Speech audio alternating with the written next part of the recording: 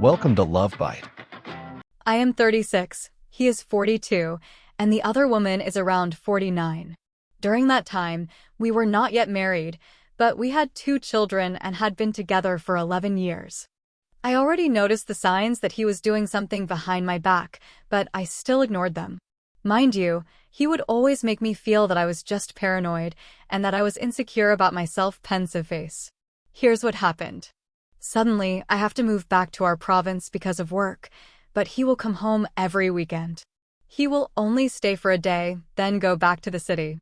When COVID-19 hit and most of the businesses closed down, he was forced to go back home and stay with us.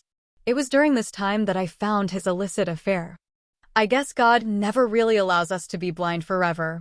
One evening, he was busy looking at his phone, and he did not notice me approaching him. I just saw on his screen that he sent a selfie to someone. I just took his phone, and this time he was panicked. He grabbed the phone and deleted their conversation, but I saw the name of the woman. I asked him why he sent a selfie, and he said it was just their GC with a coworker. At first, I couldn't believe that he would cheat me with this woman. Not to brag, but I have the looks. I work for a government agency with a decent salary, and I graduated with a 4-year course with a master's degree and am now working towards my PhD. While this other woman is a single mom and works as a cashier for their company, and she is not pretty.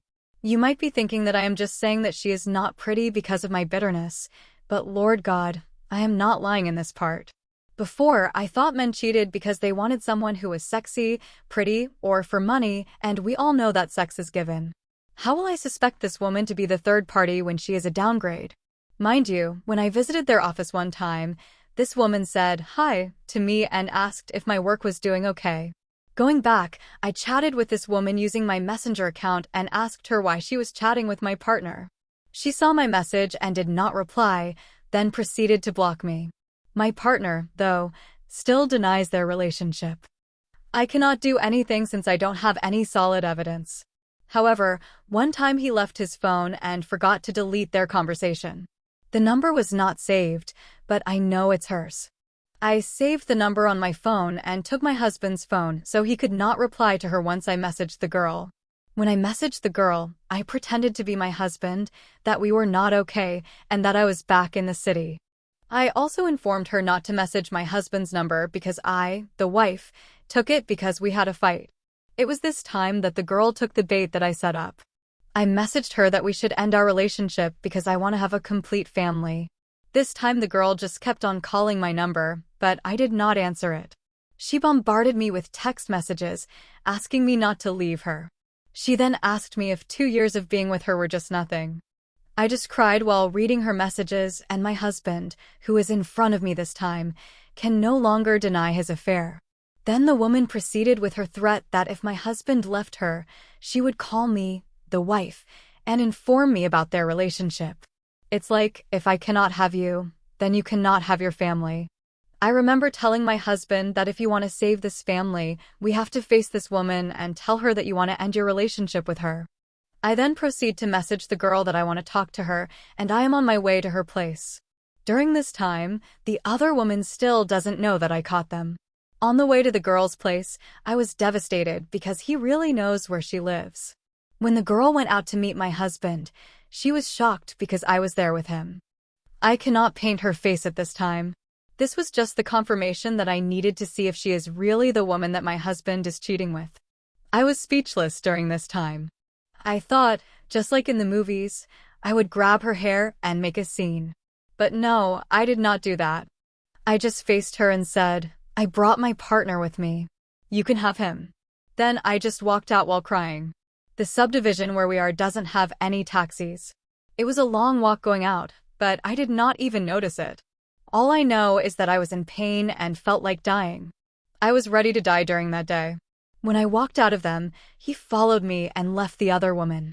The other woman tried to grab him and stop him from leaving, though. But I just noticed that while I was walking, he was following me with his motorcycle. I begged to speak with him. We should settle it. I was out of my mind and asked him to just go ahead, and I would go home when I was okay.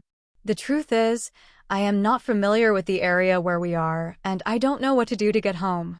I was just walking until I was out of that subdivision. My mind was clouded with doubt while my heart was in so much pain. I just want to die right there and then. I was just walking along the highway aimlessly, not knowing where to go. Are you familiar with that feeling when you are in pain and you don't want people to know it, but your tears just can't stop falling no matter what you do? I looked stupid, and a lot of things came to mind, and one of those was to just die. Suddenly, a taxi pullover asked me if I wanted a ride. Without any hesitation, I got into the taxi because I had the feeling that I would do something stupid if I did not go home. So I gave the driver my destination. It's a 2-hour ride from where we are. I saw the hesitation in his eyes. Imagine the amount I have to pay for a taxi. But I ignored him, and while inside the taxi, I tried to calm myself down. I was sitting beside the driver's seat. But damn, my tears won't just stop. So he asked me if I was okay. There, I shared what happened with the driver because I wanted it out of my chest. The poor driver had to listen to me while I was crying inside the taxi. The supposed 2-hour ride suddenly slowed down. He was just there beside me, listening and asking questions. Then he gave me advice about my children and said that I should not do something stupid like commit suicide. When we arrived, he did not ask me for the additional fee. He even gave me a discount, and the last word he said was to just pray to God and that I had to talk to my partner about it. Honestly, whoever that taxi driver is, I just want to say sorry and thank you. I did not even get his name and thank him properly. Loudly crying face, loudly crying face. For those who are asking if I left him, no, I did not. I wish I had the courage to do so, but we have our children. He asked for a second chance.